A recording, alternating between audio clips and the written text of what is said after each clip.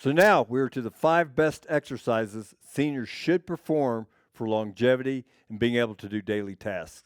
And the number one exercise you can do as a senior is a vertical jump. But you may say seniors should not do jumping exercises. Well, maybe not to the degree of a 30-year-old, but according to Dr. Peter Attia, author, physician, researcher, known for his work in longevity medicine, and he is also the author of Outlive and other books and TV specials. He is someone I think highly of. He has a background in medicine and fitness, so he knows what he's talking about. He says it's the number one exercise you can perform as an aging senior, and here's why. If you're 65 or older, you're more likely to fall and break a hip or a femur, and maybe you hit your head and get a blood clot. If you do, you have a 15 to 30% greater chance of dying, and of those that don't, you have a 50% chance of never gaining back the function you had. Power in your feet is what you want. Some fitness people think it's all balance, which part of it is, but power in your feet is where it's at. The type 2 muscle fiber is recruited in power and force, and it's the first fiber that atrophies when you age. So when you fall, it's a power deficit problem. The vertical jump is one plyometric exercise to help strengthen those type 2 fibers. The second best exercise for seniors to perform or learn is the squat, which is a great exercise if performed correctly. The squat is one of the most important exercises for seniors because when you have to go to the washroom, that's a squat.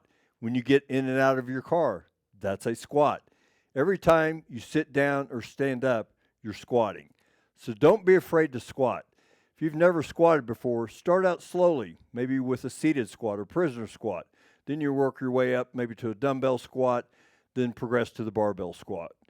To perform the squat, you need healthy hips and lower back, strengthen your quads, and no upper cross syndrome where you might have a tendency where your shoulders lean forward as well as your neck. So you probably wouldn't want to do a barbell squat. So to perform this exercise correctly, let me point out a few things for the barbell squat. 1, your vertical bar path needs to be straight up and down. You can't be leaning forward or backwards. 2, the bar needs to be over the center of your foot when you're going up and down. 3, your hips don't go too far below the knees. 4, don't let your spine fall forward. Drive the entire torso up. 5, your knees have to track over your feet. Your knees can't be leaning forward or backward. 6, tighten your lats as you begin this exercise.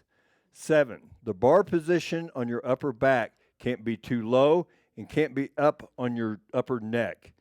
8, go slow on the downward movement and then straight up a little bit quicker. Now the stance varies from person to person. You may want to try laying on your back and pulling your knees up to see where they naturally end up. And that's a good way to see maybe where your feet should be. But if the barbell squat is not your thing, then a good alternative is the dumbbell squats. I'll start out with just a prisoner squat, and here you place your hands behind your head and you squat, keeping your feet under your knees, which are under your shoulders, and go slow. Don't lean forward. Make sure you come back straight up. Then to a seated squat, which uses the same mechanics as the regular squat. It's even more tempting to lean forward as you raise from this bench, but make sure you go up and down. Then a dumbbell squat. The squat movements are really the same. On the dumbbell squat, keep your arms to your side with the dumbbells and your back straight. Don't hunch forward. And if performing with one dumbbell, you'll widen your feet a little bit and come down with the dumbbell between your knees and keeping the dumbbell close to your body on the downward and upward movement. Third best exercise to perform for seniors is the lat pull-down, which I showed you earlier in the video how to perform. Everyday life and gravity is pulling your upper back and shoulders forward, resulting in possible poorer posture. The lat pull-down can help you counteract this. If you use correct form, it'll help you build upper body strength, which is essential for activities like reaching, lifting, and maintaining balance. The lat pull-down can't correct scoliosis, but it can strengthen the muscles supporting your spine and help delay the advances of scoliosis and osteoporosis. The fourth best beneficial exercise for seniors is doing agility drills, such as the ladder and cones. There are people in their 70s and 80s playing tennis and pickleball. These are great exercises and sports for agility and quickness. According to the Mayo Clinic, tennis is the best sport to play for longevity.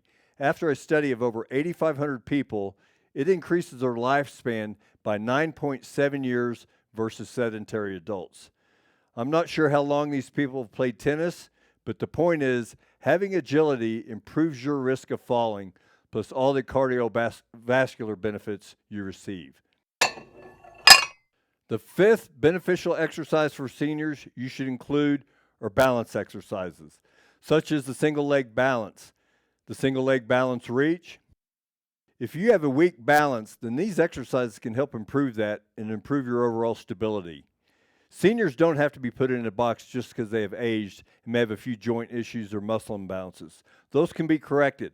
And you can also perform these exercises if you've worked out before and have no joint pain or muscle imbalances.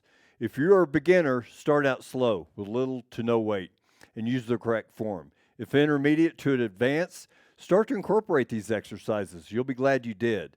So protect yourself from falls and incorporate the vertical jump, the squat, the lat pull down, agility, and balance drills.